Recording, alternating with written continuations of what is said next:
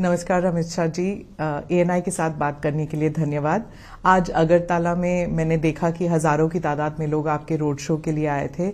तो जहां पर न्यूज़पेपर रिपोर्ट्स में कह रहे हैं कि मार्जिन कम हो रहा है, लेकिन जिस तरह भीड़ें आई तो ऐसे लग रहा था कि बीजेपी जो है वो उनका चुनाव प्रचार जो है it is touching a cord among people. तो आपके हिसाब से कि बीजेपी कहां पर है त्रिपुरा में, क्या भारी बहुमत के साथ जीतने वाले हैं या फिर नेक टू नेक चल रहा है यहाँ पर? देखिए, हम त्रिपुरा के अंदर हमारी सीटें भी बढ़ाएंगे और वोट प्रतिशत भी हमारा बढ़ेगा। और इसका सबसे बड़ा परिचायक है कि यहां पर जिस कांग्रेस पार्टी के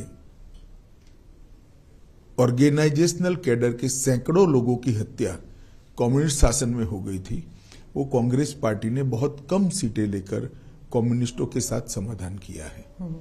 और जो कम्युनिस्ट पार्टी कभी त्रिपुरा में किसी के साथ नहीं जाती थी, वो कम्युनिस्ट पार्टी ने भी कांग्रेस के साथ समाधान किया है। इसका मतलब है वो दोनों ये बात को स्वीकार कर चुके हैं कि हम अकेले भारतीय जनता पार्टी को नहीं हरा सकते, और ये हमारे लिए बहुत अच्छी पोजीशन है।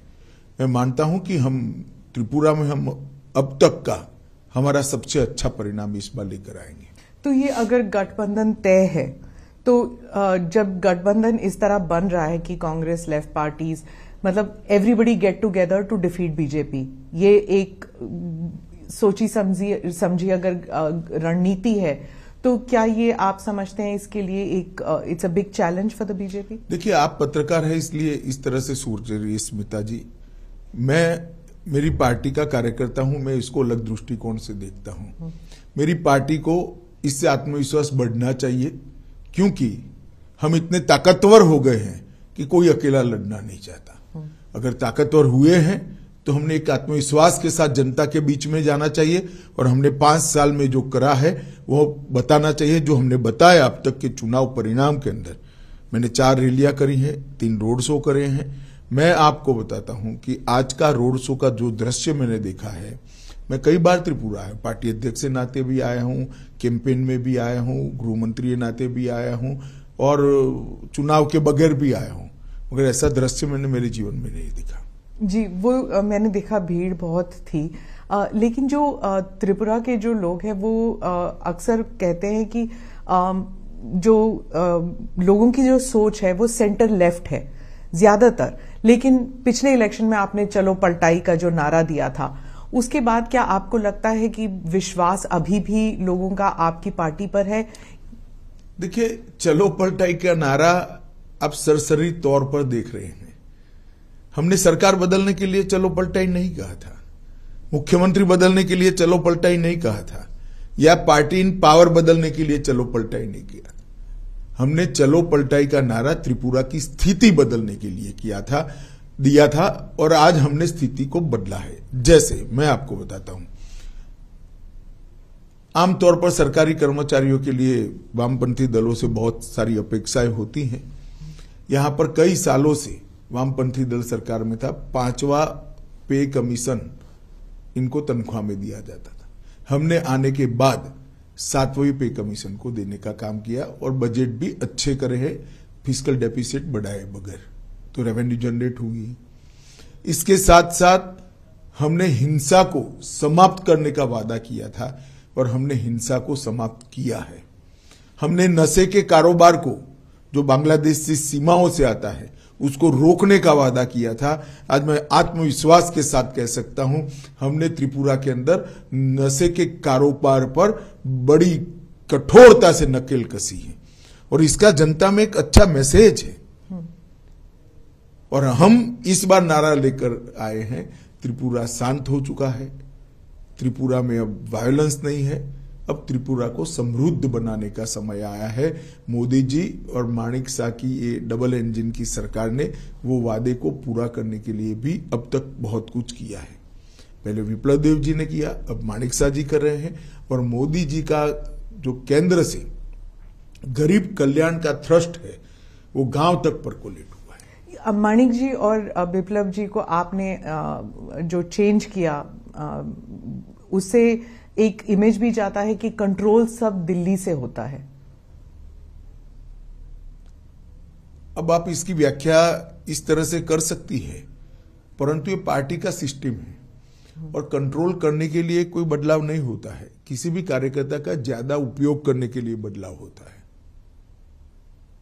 तो कभी न कभी कोई राज्य से सेंटर में आता ही है। आज हमने विप्लव देव जी को राज्यसभा का मेंबर बनाया है, हरियाणा जैसे महत्वपूर्ण राज्य का प्रभारी बनाया है जो दिल्ली के मुहाने पर है, और इसके साथ साथ राष्ट्रीय मंत्री भी बनाया है। तो वो केंद्र की राजनीति में अपना अच्छे से योगदान दे रहे हैं। त्रिपुरा की राजनीति में भी माणिक शाह जी के साथ रहकर उनको सहायता कर रहे हैं जी।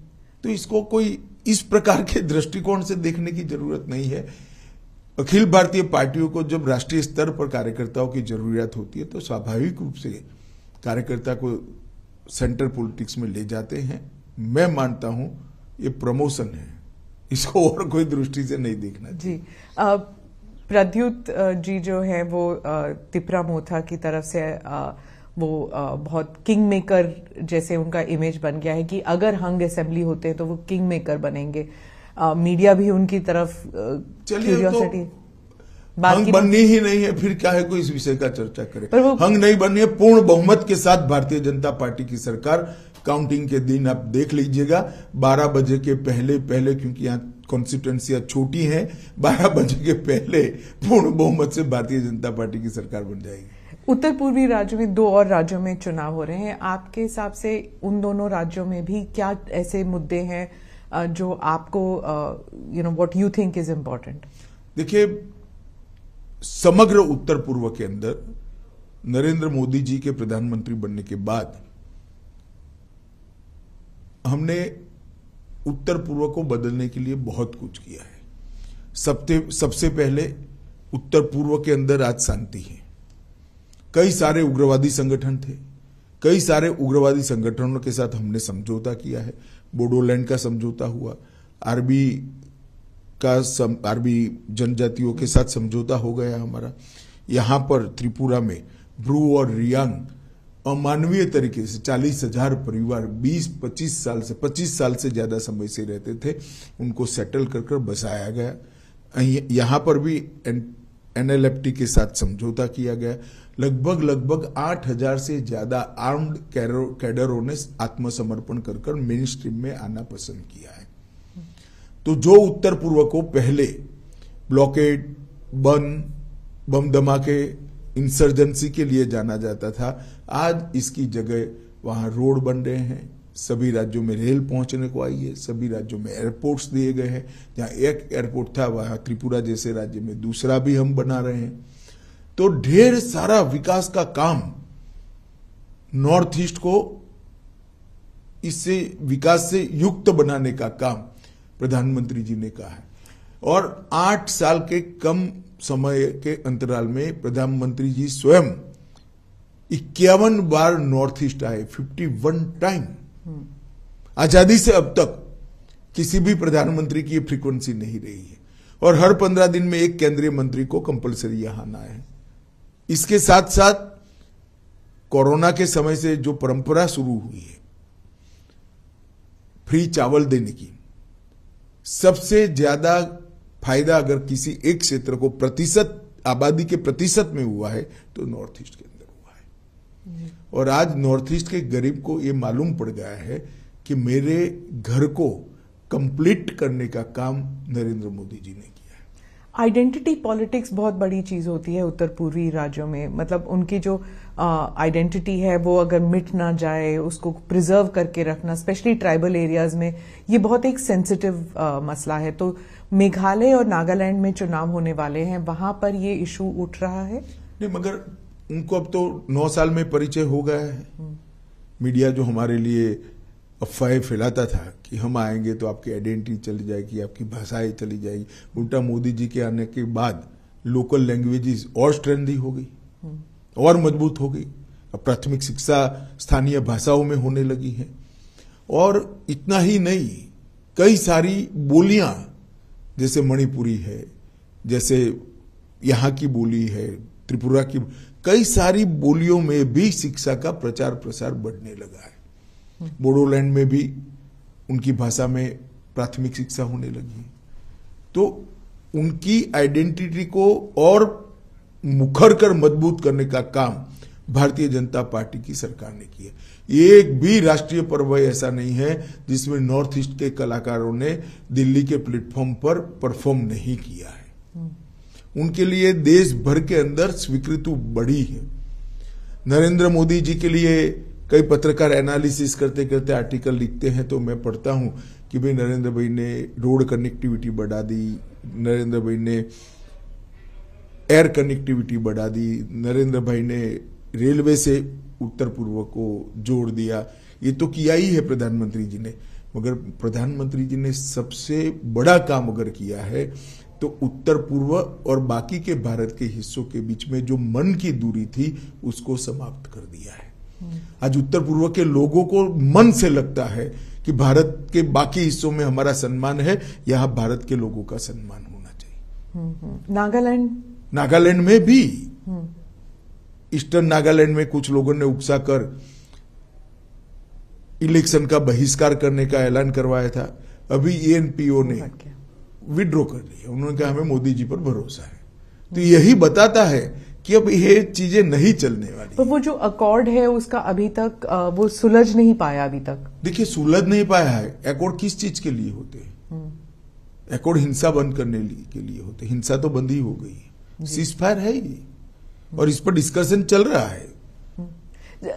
जब उत्तर पूर्वी राज्यों में जब इलेक्शन होते हैं हमेशा जो ये बातें चलती हैं कि सीएए एनआरसी को लेके, लेकिन इस बार ये 3 राज्यों में चुनाव होने वाले हैं इस महीने और सीएए एनआरसी की बात ही नहीं उठ रही। आप भी नहीं उठा रहे और ऑपोजिशन भी नहीं उठा रही। नहीं, हमारा उठाने का सवाल ही नहीं है, क्योंकि यहां पर शेड्यूल 6 और इनर लाइन परमिट से प्रोटेक्टेड लगभग 80% से ज्यादा हिस्सा है, इसलिए इससे प्रभावित ही नहीं होता है। सर, जनजाति लोगों की जो समस्याएं हैं उनको किस तरह दूर किया हुआ है बीजेपी ने, और ऐसा आपको क्यों लगता है कि जो जनजातीय समुदाय है बीजेपी को वोट देगी इस बार? देखिए, मैं आपको बताता हूं, जनजातीय समुदाय की बहुत सारी दिक्कतें थी। एक तो मन से वो उनकी स्वीकृति चाहते थे। नरेंद्र मोदी जी ने बड़े प्यार से जनजातियों को गले लगाने का काम किया है। इतने सालों के बाद पहली बार कोई राष्ट्रपति जनजातीय समाज से बनी है। इतने सालों के बाद पहली बार जनजातीय गौरव दिवस भगवान बिरसा मुंडा की जन्मदिन के पर मनाया जा रहा है। इतने सालों के बाद 1857 से पहले से जिन जनजातीय स्वतंत्रता सेनानियों ने देश को स्वतंत्र कराने के लिए योगदान दिया, इसके 10 बड़े बड़े म्यूजियम 200 करोड़ की लागत से बनाए जा रहे हैं। एकलव्य स्कूल लगभग 300% बढ़ जाएंगे। तो ये बहुत बड़ी उपलब्धि है। उनको लगता है कि ये सरकार हमारे लिए सोच रही है। इसके साथ साथ देश भर के जो गरीबों को फायदा हुआ, वो पूरा फायदा जनजातीय समाज को किसी भी भेदभाव के बगैर मिला है। मैं स्पष्टता से कह सकता हूं, कांग्रेस के शासन में नहीं होता था। आज गरीबों को घर मिल रहा है, तो क्योंकि जनजातीय समाज में सबसे ज्यादा गरीबी थी, सबसे ज्यादा फायदा उनको हुआ है। घर में पानी पहुंच रहा है, उनके घर में बरोबर पहुंच रहा है।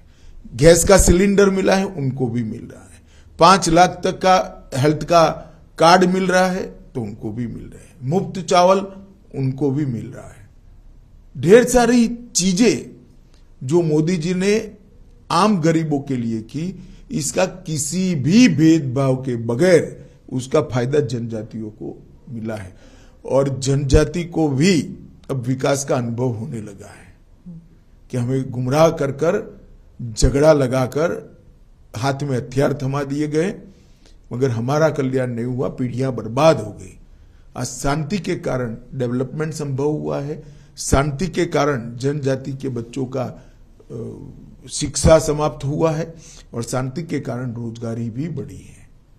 और ये जो नरेंद्र मोदी जी का संदेश है, विकसित नॉर्थ ईस्ट, पूरे भारत में इंजीनियरिंग अजूबा माने जाएंगे। इस प्रकार के double decker bridge north east के अंदर बने हैं।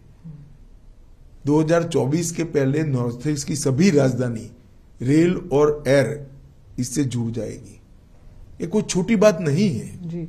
आप मिलिटेंसी की बात करते हैं तो मैं अब दक्षिण की ओर रुख करती हूँ। आप सैटरडे को, शनिवार को आप कर्नाटका में थे और आपने पीएफआई की बात की कि बीजेपी की सरकार है जिसने पीएफआई को बैन किया, और थोड़ा सा उसमें विवादास्पद बयान ये भी था कि कांग्रेस जो है वो पीएफआई को उकसा रही थी। तो वहां पर जो कर्नाटका के जो कांग्रेस लीडर्स हैं वो इस बात से काफी नाराज हैं कि ये टिपिफाई किया आपने कि कांग्रेस और पीएफआई एक थी। मैंने ऐसा नहीं किया कांग्रेस और पीएफआई एक थी। मैंने ये कहा कि पीएफआई के कैडर पर अलग अलग प्रकार के केस थे, वो केस को समाप्त करने का प्रयास कांग्रेस सरकार द्वारा किया गया जिसको कोर्ट ने रोका है। अब इसमें इनको बुरा लगाने जैसा क्या, या तो आप प्रयास न करते, प्रयास करोगे तो सुनना पड़ेगा। और दूसरी ओर हमने पीएफआई को बैन किया है, सफलतापूर्वक बैन किया है। और मैं मानता हूं कि पीएफआई इस देश में धर्मांधता और कट्टरता बढ़ाने वाला ऑर्गेनाइजेशन था। टेररिज्म का एक प्रकार से रॉ मटेरियल तैयार करने का वो लोग प्रयास कर रहे थे। कई ऐसे डॉक्यूमेंट मिले हैं जो बताते हैं कि इनकी गतिविधियां देश की एकता और अखंडता के लिए अच्छी नहीं थी। तो हमने वोट बैंक की पॉलिटिक्स से ऊपर उठकर इस पर कठोरतापूर्वक बैन लगाने का फैसला किया है। पर इतने साल क्यों लग गए? मतलब सब जानते थे, खासकर कर्नाटका में सब जानते थे कि पीएफआई जो है वो टेररिज्म के साथ थी। देखिए, एक समय था जब पीएफआई दक्षिण कर्नाटक और केरल का प्रॉब्लम था। जब हमने बैन लगाने का फैसला दिया इस वक्त कि पीएफआई ने देश भर में अपना काम फैलाने का शुरुआत भी कर दी थी, काफी हद तक फैला भी चुके थे। और कुछ इस प्रकार की एजेंसियों के पास सूचनाएं भी आई जिसमें देरी करना या शंका का लाभ देना ठीक नहीं था।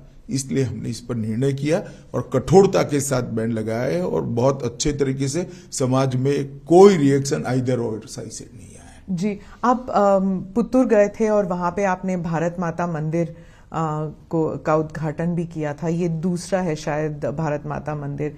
तो वहां पे चर्चा शुरू हो गई है कि चुनाव प्रचार शुरू कर दिया है अमित शाह जी ने और एक कॉकटेल बना रहे हैं, हिंदुत्व कम पेट्रियोटिज्म, इस सब का मिला के। देखिए, बड़ी दुर्भाग्यपूर्ण स्थिति है कि भारत माता का मंदिर कोई जो बनाता है जिसमें तात्या टोपे से लेकर सावरकर जी से लेकर एक्का तक, परमवीर चक्र एक्का तक की तस्वीरें लगी हैं, और भारत माता का मंदिर बनाने का जो प्रयास हुआ है, मैं आपको कहता हूं, आप भी कभी समय मिलिए तो जाइएगा, आप तो कर्नाटक से ही हैं।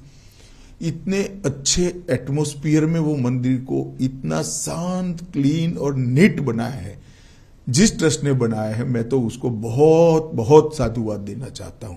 और अगर वो भारत माता के मंदिर में जाने से मुझ पर कोई आरोप लगता है तो सभी आरोपों को मैं स्वीकार भी करता हूं और स्वागत भी करता हूं। सिद्धरामैया जी और डीके शिव कुमार कह रहे हैं कि आप अमित शाह जी और मोदी जितनी बार भी आए, कर्नाटका के लोगों ने तय कर लिया है कि बीजेपी की सरकार नहीं आएगी इस बार। चलिए, वो तो ऐसा ही कहेंगे, हमारे लिए अच्छा नहीं कहेंगे क्योंकि हमारे सामने वो चुनाव लड़ रहे हैं। मगर कर्नाटक के अंदर पूर्ण बहुमत की भारतीय जनता पार्टी की सरकार बनने जा रही है। मैं कर्नाटक 4 बार गया हूं विगत 2 महीने, 5 बार गया हूं विगत 2 महीनों में। मैं आपको बताता हूं, मैंने जनता की पल्स देखी है, नरेंद्र मोदी जी की लोकप्रियता देखी है। वहां पर बहुत बड़ा मैंडेट भारतीय जनता पार्टी को मिलने जा रहा है। तटीय और दक्षिण कर्नाटका में तो होल्ड था ही बीजेपी का, लेकिन आप मानते हैं कि बाकी इलाकों में भी? नहीं, उत्तर कर्नाटक और हैदराबाद कर्नाटक में भी मैं जाकर आया हूं। जी जी। और मैंने शुरुआत तो मांड्या से करी है। मांड्या में इतनी बड़ी रैली भारतीय जनता पार्टी की कभी नहीं हुई। तो मांड्या की जनता भी अब परिवारवादी पार्टियों से खिसक कर भारतीय जनता पार्टी के डेवलपमेंट के पॉलिटिक्स को एक्सेप्ट करती है।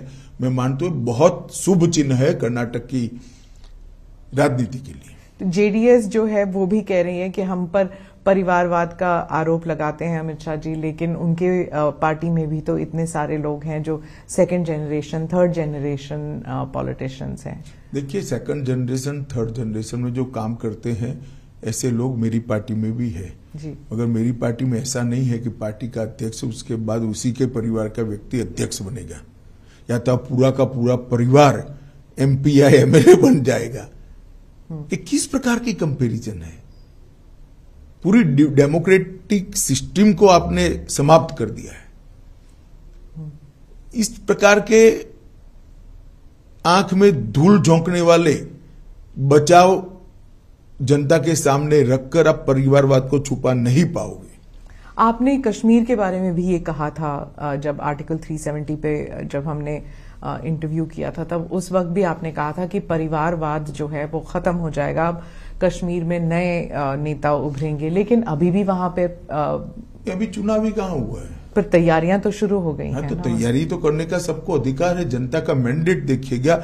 अब ये जो पंच सरपंच चुनकर आए हैं, इसमें से ही नया नेतृत्व इमर्ज होगा, वहीं से कश्मीर के नेता निकलेंगे। सर, जहां पर आप ऑपोजिशन की पार्टीज पर परिवारवाद का आरोप लगाते हैं, वहीं कांग्रेस जो है अब आप पर, आपकी पार्टी पर, आप पर नहीं, आपकी पार्टी पर मित्रता का आरोप लगा रही है कि मित्र, बीजेपी के जो मित्र हैं, अडानी जी के बारे में कहा जाता है कि उनको सभी कॉन्ट्रैक्ट्स मिल रहे हैं और बीजेपी जो है उनका जो डिफेंस है वो इतना नहीं है, इतना स्ट्रांग नहीं है।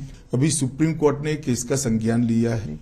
देश की कैबिनेट के सदस्य नाते जब सुप्रीम कोर्ट ने किसी मैटर को सीज किया हो, उस वक्त मेरे लिए बोलना ठीक नहीं होगा, परंतु इसमें बीजेपी के लिए कुछ छुपाने को नहीं है और ना किसी बात से डरने की जरूरत है। जी, निर्मला जी ने भी कहा था संसद में कि हमें कांग्रेस से करप्शन के बारे में सीखने की जरूरत नहीं है, कि मतलब वो हमको जो पाठ पढ़ाने की कोशिश कर रहे हैं, हमको आपसे सीखने की जरूरत नहीं है, ये उन्होंने संसद में कहा था। लेकिन राहुल गांधी जी की पूरी स्पीच जो है सिर्फ अदानी अदानी अदानी पर था।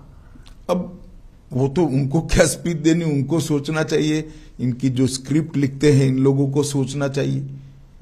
इसमें मैं कुछ नहीं कर सकता, क्योंकि वो कह रहे हैं कि जब उन्होंने भारत जोड़ो यात्रा की, वो कह रहे हैं कन्याकुमारी से लेके कश्मीर तक लोग यही कह रहे हैं कि बीजेपी जो है वो पहले एंटी करप्शन थी, लेकिन अब उनमें क्रोनी कैपिटलिज्म वाली बात शुरू हो गई है। सवाल ही पैदा नहीं होता। एक भी आरोप भारतीय जनता पार्टी पर आज तक कोई नहीं लगा पाया है।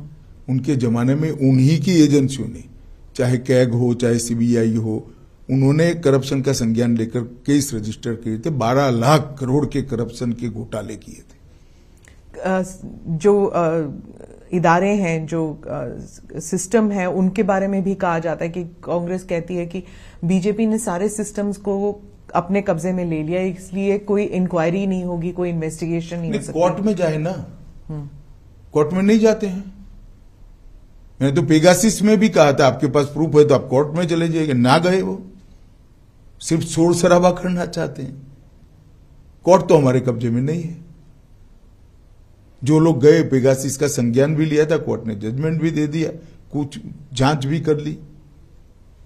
बीजेपी के स्पोक्स पर्सन कह रहे हैं कि हर इलेक्शन से पहले ऐसे एक इंटरनेशनल कंस्पिरेसी होता है, पहले रफाल था। देखिए स्मिता जी, मैं बीजेपी के स्पोक्स पर्सन को इसका जवाब देने दीजिए। मैं आपको बताता हूं, सुप्रीम कोर्ट ने इसका संज्ञान लिया है। इस बारे में मैं कम से कम अभी बात करना नहीं चाहूंगा। क्या कोई कंस्पिरेसी है सर, जैसे बीबीसी का डॉक्यूमेंट्री हो या फिर ये सब, ये हिंडनबर्ग का रिपोर्ट हो, क्या आप भी ऐसे देखते हैं कि कोई? देखिए, सत्य जो होता है इस पर 1000 कॉन्स्पिरेसी कर लो, कुछ नहीं होता है।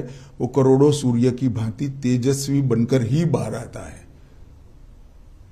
ये तो मोदी जी के पीछे 2002 से कर रहे हैं और हर बार मोदी जी मजबूत होकर, सच्चे बनकर और जनता की ज्यादा लोकप्रियता हासिल कर बाहर आए हैं। जी, उन्होंने, प्रधानमंत्री ने स्पीच में भी यही कहा था कि कीचड़ जो है, कमल जो है कीचड़ में ही उगता है, तो जितना मर्जी कीचड़ उन पर फेंका जाए, पार्टी और वो उभर कर आएंगे। लेकिन उनको सुनने के लिए कोई तैयार नहीं था। पार्लियामेंट का डिस्कोर्स इतना खराब हो चुका है, शोर शराबे के बीच प्रधानमंत्री का पूरा देश सुनता है। जो सांसद को तय करती है ना, वो जनता पूरी सुनती है। अब सोशल मीडिया प्लेटफॉर्म पर चली जाइए और मोदी जी के भाषण के पर कमेंट्स पढ़िए, पूरी जनता सुनती है। अब पॉलिटिकल स्टैंड लेकर कुछ पार्टियां नहीं सुनना चाहती है, वो भी जनता देख रही है। पर उनकी जो वो कहते हैं कि जो हम तो अब पार्लियामेंट में, संसद में बोल भी नहीं सकते क्योंकि हमारे शब्द भी एक्सपंज किए जाते हैं। नहीं, पहली बार एक्सपंज नहीं हो रहे जी। पार्लियामेंट के प्रोसीडिंग्स एक्सपंज शब्दों और वाक्यों से भरा पड़ा है। पार्लियामेंट के रूल्स के हिसाब से बहस का स्थान है, और जब रूल्स के हिसाब से बहस करनी है तो पार्लियामेंट्री लैंग्वेज में करनी पड़ती है। आपने भी कहा था जब अधीर रंजन जी ने पप्पू शब्द का इस्तेमाल किया तो आपने कहा कि किसी भी सांसद के लिए ऐसे शब्द इस्तेमाल नहीं करने चाहिए। आपने भी कहा उस वक्त सब हंस पड़े क्योंकि वो शब्द जो है इतना अजीब लगा कि संसद में कोई वो शब्द कह रहा है। तो वो पर उसके बाद गाली गलौज भी शुरू हो चुकी है। आप इसके बारे में कुछ कहेंगे? कि देखिए, मैं तो मानता हूं कि जनता सब कुछ देख रही है और जनता इवेल्युएशन भी करती है। अब इंडियन डेमोक्रेसी इतनी मजबूत हो गई है, इतनी मैच्योर हो गई है कि वोट कास्ट करते वक्त ये सारी चीजों का संज्ञान भारत की जनता लेगी। पर संसद होने के नाते, एक सांसद होने के नाते, क्या आपको नहीं लगता कि सभी पार्टियों को मिल बैठकर कुछ करना चाहिए? क्योंकि लोग तंग आ चुके हैं ये सब देखकर, मतलब इट्स डिस्गस्टिंग। देखिए, हमें कोई परहेज नहीं है किसी के साथ बैठने के लिए, परंतु इनिशिएटिव तो सबने लेना पड़ेगा। जी। मैं अब जो राज्यों में चुनाव होने वाले हैं, 8 कुछ राज्यों में चुनाव होने वाले हैं, बहुत से लोग कहते हैं कि ये बार बार जो चुनाव होते हैं, मतलब अब 12 महीने में 8 राज्यों में अगर चुनाव होंगे तो एडमिनिस्ट्रेशन, रनिंग द कंट्री, ये सब बैकसीट ले जाए, सिर्फ इलेक्शन कैंपेन ही चलता रहता है। इसके लिए प्रधानमंत्री जी ने पंचायत से पार्लियामेंट के चुनाव एक साथ कराने का एक विचार देश की जनता के सामने रखा है, सभी दलों के सामने भी रखा है, पार्लियामेंट में भी उन्होंने बोला है, और मैं मानता हूं कि समय आ गया है कि इस पर विचार होना चाहिए। पर कब होगा ये? मतलब अब देखिए, इसमें सबसे चर्चा तो करनी ही पड़ेगी, सबसे चर्चा कर कर ही ये हो सकता है, मगर प्रधानमंत्री जी के विचार रखते ही एक बहस तो छिड़ गई है। सब लोगों को लगता है कि हर साल चुनाव होना, हर महीने चुनाव होना, वो लोकतंत्र के लिए भी ठीक नहीं है। इसका एक ही समय निश्चित कर लिया जाए। प्रधानमंत्री राजस्थान गए थे। अब राजस्थान, छत्तीसगढ़, कर्नाटका और मध्य प्रदेश, ये 4 बहुत बड़े राज्य हैं जहां पर चुनाव होने वाले हैं। आप थोड़ा सा ब्रेक डाउन करके हमें बता सकते हैं कि राजस्थान में क्या आप देख रहे हैं एक चेंज, जैसे आपने पलट का कहा था? नहीं, मैं तो मानता हूं कि ये चारों राज्य, राजस्थान, कर्नाटक, राजस्थान, छत्तीसगढ़ और मध्य प्रदेश भारतीय जनता पार्टी के मजबूत राज्य हैं। हम चारों जगह पे जीतेंगे। राजस्थान में ऑल्टरनेट चलता है, मुख्यमंत्री को लेकर हमेशा बहस होती है कि कौन बनेगा। ऐसा हमेशा नहीं होता है। नॉर्थ ईस्ट में भी ऑल्टरनेट कहते थे, कुछ नहीं हुआ। हम नॉर्थ ईस्ट के मणिपुर में भी फिर से रिपीट हो गए, असम में भी हो गए, तो अरुणाचल में भी हो गए, अब त्रिपुरा में भी हो जाएंगे। मध्य प्रदेश में आप नहीं समझते कि इतनी देर से बीजेपी की सरकार चल रही है, जो कांग्रेस है वो कहते हैं कि लोग ऊब चुके हैं, बोर हो चुके हैं एक ही पार्टी। गुजरात में भी बहुत सालों से चल रही है। गुजरात में तो आपने पुरजोर कोशिश की, आप और मोदी जी, आप दोनों के होम स्टेट है, वहां पे तो जीतना ही था आपको। नहीं, ऐसा नहीं होता है। जब जनता बोरियत महसूस करती है तो कोई नहीं जीता सकता, मगर नई नई योजनाएं जो भारतीय जनता पार्टी की सरकार, केंद्र सरकार और राज्य सरकारें लेकर जा रही, इसका जनता स्वागत करती है। मोदी जी की लोकप्रियता का जनता स्वागत करती है, और मोदी जी ने देश को जिस जगह से जिस जगह पे पहुंचाया है उसका जनता स्वागत करती है। वो अप्रिशिएट करते हैं कि इस देश को पूरी दुनिया में सम्मान दिलाने का काम नरेंद्र मोदी जी ने किया है। हमारे देश को सुरक्षित करने का काम नरेंद्र मोदी जी ने किया है।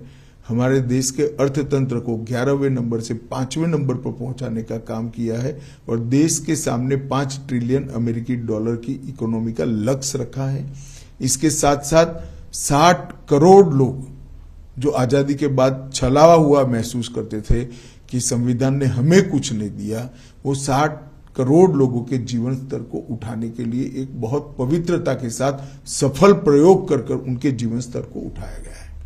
G20 जो चलने वाला है पूरे कंट्री में, you have so many events, इसके बारे में ये भी कहा जाता है कि जहां पर भारत को एक शोकेसिंग हो रही है, भारत के राज्यों की शोकेसिंग हो रही है, वहीं इसको एक इलेक्शन के तौर पर भी इस्तेमाल किया जाएगा, इलेक्शन प्रोपेगेंडा या इलेक्शन कैंपेन के तौर पर, क्योंकि मोदी जी की छवि को लेकर सब जगह बात होगी और वर्ल्ड लीडर्स जो हैं वो मोदी जी के साथ आएंगे, तो it will be use for domestic purpose also. नहीं तो क्यों ना हो।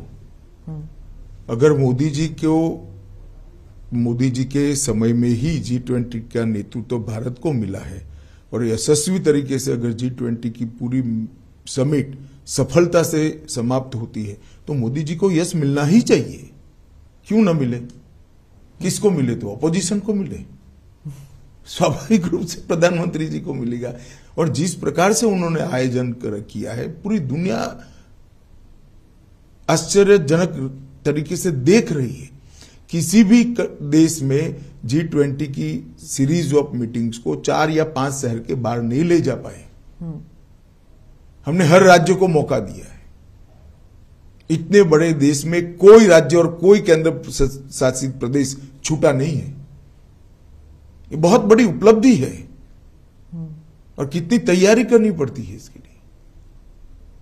और आज समग्र भारत की विविधता का, अलग अलग हमारी संस्कृतियों का, अलग अलग खान पान, अलग अलग वेशभूषा, अलग अलग प्रकार की भाषाओं का मैसेज लेकर पूरी दुनिया वापिस जाएगी। बीजेपी के बारे में ये कहा जाता है हर चीज जो है वो गाजे बाजे के साथ किया जाता है, G20 भी वैसे ही किया जा रहा है। कंटेंट अगर हो या ना हो, लेकिन उसको प्रोजेक्शन, उसकी मार्केटिंग बहुत अच्छी तरह होनी चाहिए। देखिए, मार्केटिंग का बेसिक सिद्धांत है, प्रोडक्ट अच्छी हो तो ही लॉन्ग टर्म में मार्केटिंग सफल होती है। ये आपने वही गुजराती वाली बात कही। बेसिक सिद्धांत है। और अगर प्रोडक्ट अच्छी है तो उसको गाजे बाजे के साथ मार्केट करना ही चाहिए। तो प्रधानमंत्री जी का जो काम है वो क्यों भारतीय जनता पार्टी का कार्यकर्ता गौरव के साथ देश और दुनिया के सामने न रखे। 75 साल के अंदर भारत को इतनी तेजी से आगे बढ़ाने के लिए जो प्रयास हुए हैं, सिर्फ प्रयास नहीं, सफलता भी मिली है, उसको गौरव के सामने देश और दुनिया, गौरव के साथ देश और दुनिया के सामने रखना चाहिए। और मैं मानता हूं ये प्रधानमंत्री जी का सिर्फ गौरव नहीं हो रहा है, पूरे भारत का हो रहा है। ये भी कहा जाता है कि बीजेपी जो है वो जम्मू कश्मीर को लेकर कहा जा रहा था कि बीजेपी जो है वो इट इज राइटिंग अ री इमेजिन्ड हिस्ट्री। मतलब करंट जो है वो तो चल ही रहा है, लेकिन हिस्ट्री को भी रीराइट कर रहा है। कश्मीर को लेकर कहा जाता था और it's said about the rest of the country also कि आप जो हैं वो you are talking about a past which you want to erase a certain past, कि मुगलों को इरेज कर देते हैं, जो नेहरू जी का कंट्रीब्यूशन है उसे इरेज किया जा रहा है। 370 के रेफरेंस में कहती है, सिर्फ 370 नहीं तो नेहरू जी के कारण 370 ही आया। तो हमारा तो एजेंडा है 1950 से डाला तब से है कि नहीं होना चाहिए था, इससे देश का नुकसान हुआ है और अब ये सिद्ध भी हो रहा है।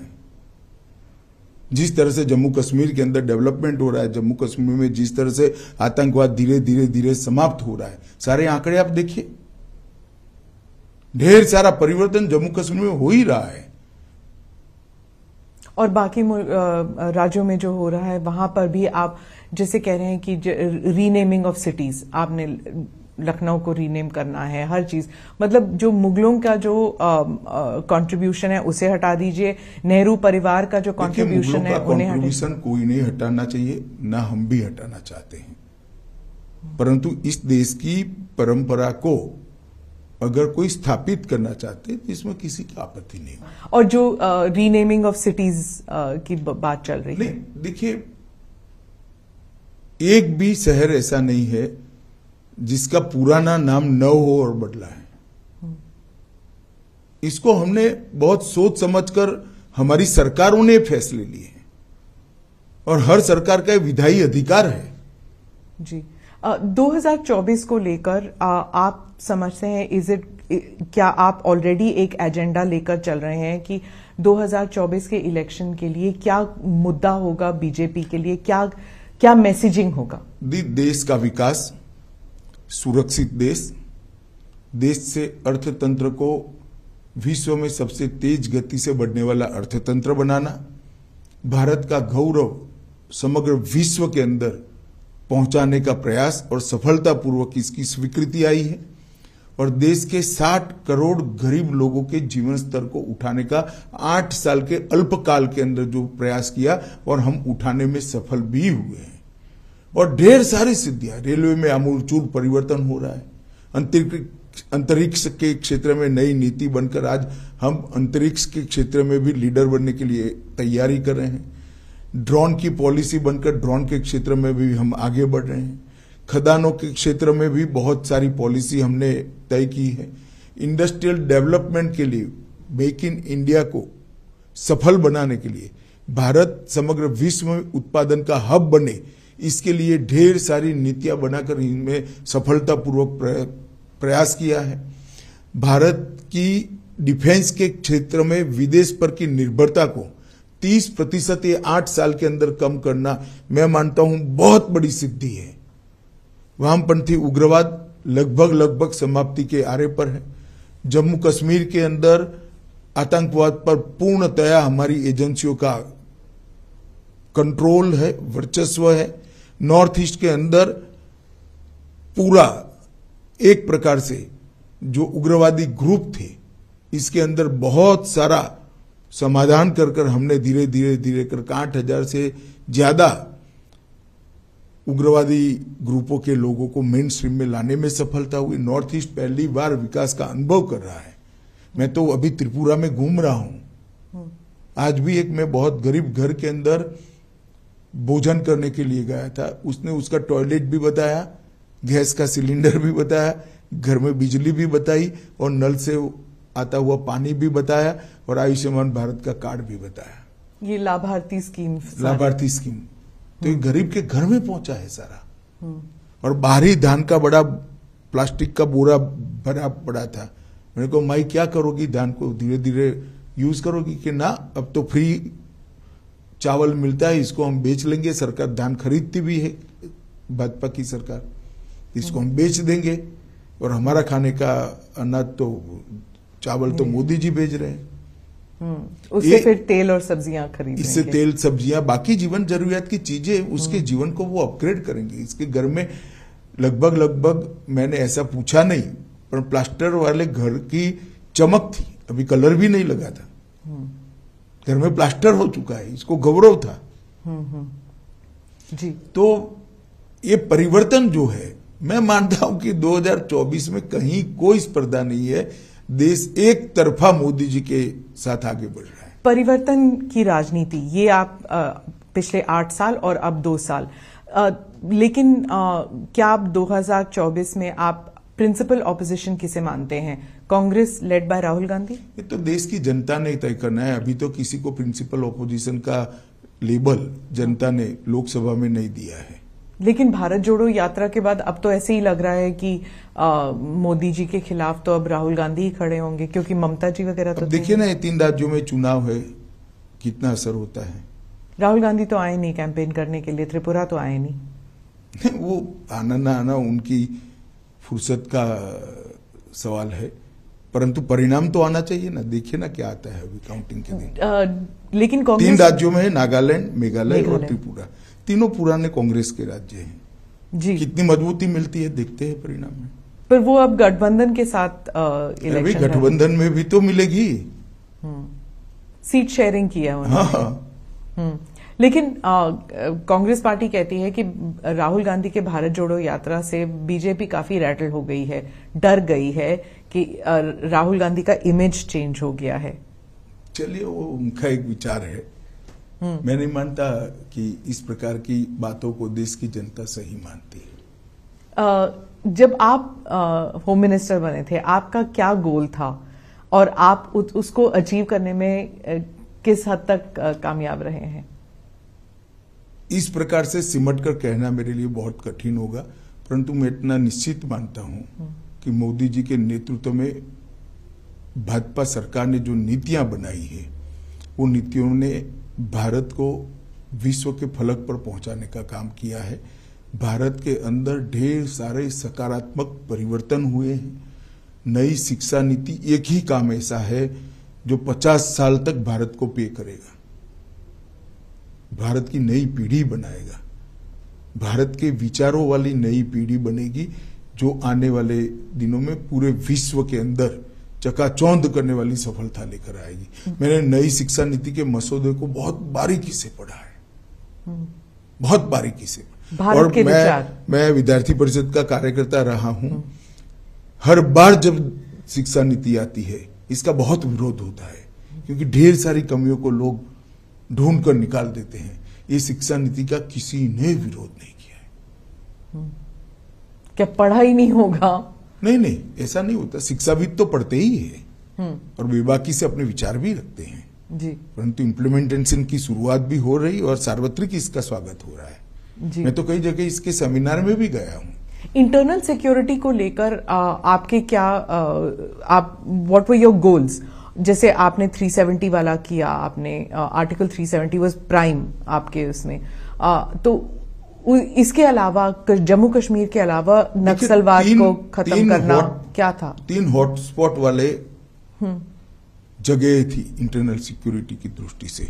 मोदी जी के 9 साल के शासन में तीनों जगह पर शांति प्रस्तापित होने लगी है। वामपंथी उग्रवाद बिहार और झारखंड लगभग समाप्ति हो चुकी है। छत्तीसगढ़ में भी हमने सिक्योरिटी वैक्यूम को भरा है। मुझे भरोसा है कि बहुत कम समय के अंदर भी ही वहां पर हमें सामान्य स्थिति बनाने में, बहाल करने में फायदा होगा। 20 साल के बाद पहली बार हताहत होने वाले नागरिक और सुरक्षा कर्मियों का योग 100 के नीचे आया है 20 साल के बाद, और 1/3 जिले रह गए। बहुत बड़ी उपलब्धि है। इसी तरह से जम्मू कश्मीर में भी टेररिज्म से रिलेटेड सभी प्रकार के आंकड़े, जब से टेररिज्म शुरू हुआ तब से लेकर आजकल सबसे अच्छी स्थिति में। करोड़ों यात्री जम्मू कश्मीर जा रहे हैं, सुरक्षा से यात्रा कर कर वापिस आ रहे, टूरिस्ट जा रहे हैं, कोई दिक्कत नहीं है। इतने बाय एयर पैसेंजर कभी नहीं गए थे जितने अभी गए हैं। तो ये बहुत बड़ा परिवर्तन है और नॉर्थ ईस्ट में आप देख ही रही है। खालिस्तान जो मूवमेंट है, उसके जो टेररिस्ट हैं बाहर से उनको समर्थन दे रहे हैं। इंटरनली इंडिया में भी जैसे चंडीगढ़ में भी कुछ लोग निकले थे बाहर। वायलेंस बढ़ता जा रहा है, खालिस्तान जैसे वर्ड फिर से इस्तेमाल होने लग गए हैं। देखिए, ये सालों से होता है। हम इस पर गंभीरता से वॉच बनाए रखे हुए हैं। पंजाब सरकार से भी हमारी चर्चाएं होती है। सभी एजेंसियों का कोऑर्डिनेशन अच्छा है। मुझे विश्वास है कि हम इसको पनपने नहीं देंगे। क्या हम कनाडा, यूके इन सब से इंटरनल सिक्योरिटी को लेकर उनसे बात कर रहे हैं हम? देखिए स्मिता जी, इस प्रकार की बातों को सार्वजनिक रूप से प्रकट करना न नेशनल सिक्योरिटी के लिए अच्छा है, न गृह मंत्री के लिए अच्छा है। जी, वो मैं समझती हूँ, लेकिन लोगों को डर जरूर लगता है कि फिर से 80 का दशक फिर से। हमारी क्रेडिबिलिटी है, किसी को डरने की जरूरत नहीं। जी, आप राउंड अप अगर हम करें कि इंटरनल सिक्योरिटी के मामले में हम लोग जब आपकी सरकार आई 2014 से और अब तक सबसे एक खास उपलब्धि आप कौन सी मानेंगे? कहा ना, तीनों थिएटर के अंदर बहुत बड़ा बदलाव आया है। 8000 से ज्यादा इंसर्जेंसी ग्रुप के लोगों ने नॉर्थ ईस्ट अकेले में हथियार डाले हैं। ये आंकड़ा 22 साल के बाद 100 से कम हुआ है।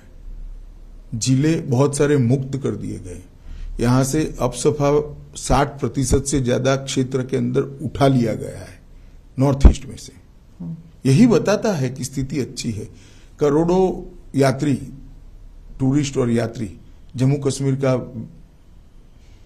टूर कर दर्शन कर अमरनाथ का और वैष्णो देवी का सफलता से आनंद के साथ वापस। जम्मू कश्मीर में आपने कहा था कि स्टेटहुड वापस आएगा। आपने ये वादा किया था कि नहीं, मैंने बहुत स्पष्ट वादा किया था, एक चुनाव के बाद आएगा, और जम्मू कश्मीर के चुनाव। और जम्मू कश्मीर के चुनाव अभी आप नहीं कह सकते? नहीं, मैं नहीं कह सकता, मगर मतदाता सूची बनाने का काम अब लगभग समाप्ति पर है। फिर इलेक्शन कमीशन ने कॉल लेनी है।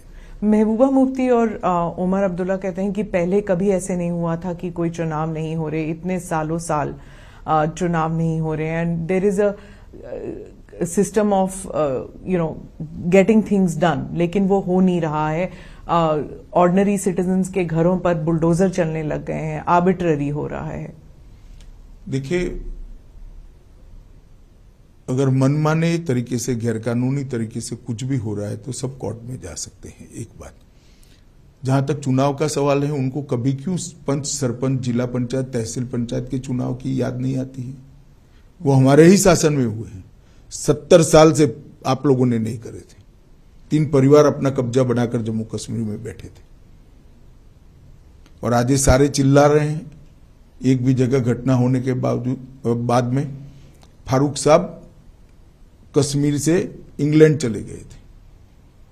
किसके समय में टेररिज्म बढ़ा? किसने बढ़ने दिया? इसका जवाब उनको देना चाहिए। महबूबा जी तो कह रही हैं कि बीजेपी ने तो जम्मू कश्मीर में पैलेस्टाइन को छोड़िए अफगानिस्तान बना दिया है। चलिए, आप बहुत सीरियसली ले रही हैं उनको। लेना तो पड़ेगा ना सर, वो है जी, तो जी। वो मगर वास्तविक स्थिति का आकलन कर सीरियसली लेना चाहिए। पर वो आजकल तो वही है, अभी तक तो कोई नेता उभरे नहीं है। अभी भी उमर अब्दुल्ला है और महबूबा है, फॉर्मर चीफ मिनिस्टर हैं। नहीं, वो तो है ही जी। एक बार बनने के बाद पूरा जीवन सभी लोग फॉर्मर रहना ही पड़ता है। जी, अच्छा, धन्यवाद अविशा जी, आपको all the best for the elections. अभी सालों से एक पूरा साल आपका चुनाव प्रचार में लग चुनाव जाएगा। अब परिणाम आए तब देख लेना। मोदी जी के नेतृत्व में भारतीय जनता पार्टी बहुत यशस्वी होकर इस चुनाव में बाहर आएगी, और आगे वाले 23 में चुनाव जो आ रहे हैं वहीं भी हमारे चारों राज्य अच्छे हैं, हम बहुत अच्छे से परफॉर्म करेंगे। मीडिया को अगर आप देखें तो वो तो कह रहे हैं कि नेक टू नेक चल रहा है त्रिपुरा में। चलिए, मुझे लगता है जो मैंने बताया, हर बार मीडिया हमारे साथ शुरुआत तो नेक टू नेक ही करता है। अच्छा, धन्यवाद। धन्यवाद।